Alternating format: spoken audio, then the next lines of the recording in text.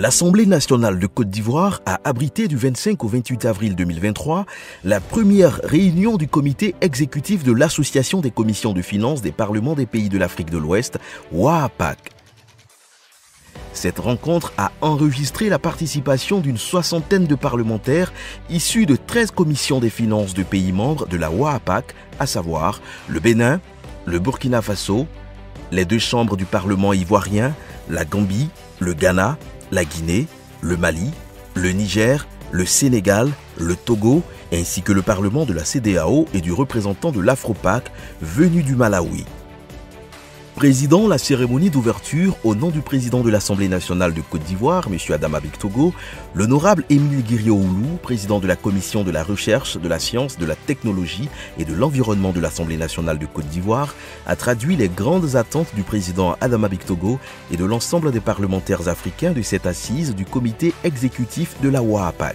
C'est un honneur pour notre Assemblée nationale d'accueillir aujourd'hui la première réunion de l'année 2023 du comité exécutif de la OAAPAC, l'association des commissions des finances de l'Afrique de l'Ouest.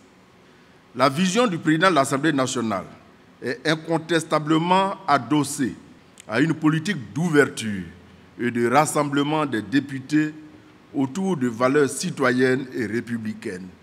Elle se caractérise également par sa volonté de contribuer au renforcement de nos capacités parlementaires en matière de contrôle de l'action gouvernementale pour garantir la redevabilité de l'action publique et la reddition des comptes afin de promouvoir la transparence et la bonne gouvernance.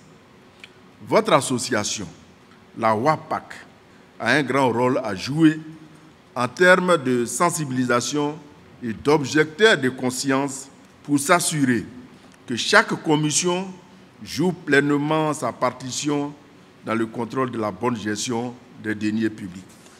Au terme des travaux de cette assise, présidée par le président en exercice de la OAAPAC, le Nigérien Issaka Assoumani, plusieurs décisions ont été prises. En premier lieu, la mise en place d'un plan d'action décennal avec pour objectif de permettre un travail efficient des acteurs de l'association. Ce plan d'action s'articule autour de 3 grandes lignes, à savoir redynamiser la OAAPAC en prévoyant le financement par les cotisations des pays membres, mais aussi par l'appui des partenaires. Former les députés et les assistants parlementaires dans le contrôle de l'action gouvernementale et la gestion du budget.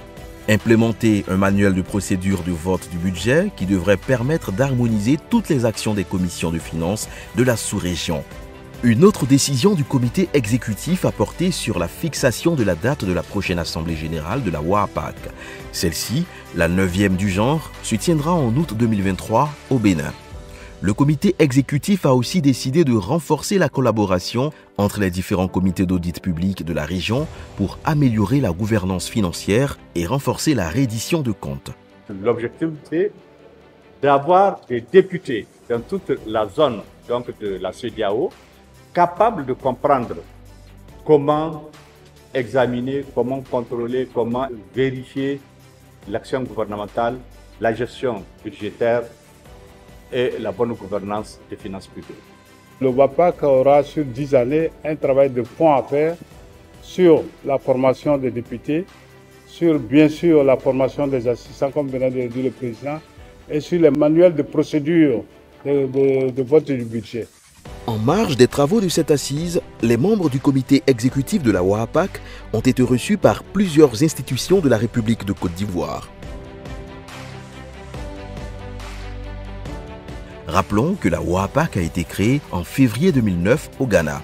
Elle a pour objectif principal d'accompagner les parlements dans le renforcement des capacités et de l'expertise des commissions des finances des pays membres en vue d'exercer efficacement leur mission de contrôle des finances publiques à travers notamment les formations et les échanges de bonnes pratiques. L'association compte à ce jour 16 commissions parlementaires membres issues de 13 pays de la sous-région ouest africaine, à savoir la Côte d'Ivoire, le Bénin, le Burkina Faso, le Ghana, le Libéria, le Mali, le Niger, le Nigeria, le Sénégal, la Sierra Leone, la Gambie, le Togo et la Guinée. Des actions sont en cours afin de permettre l'adhésion prochaine d'autres pays comme le Cap-Vert et la Guinée-Bissau. ce qui portera à 15 le nombre de pays ouest-africains ayant adhéré à cette association.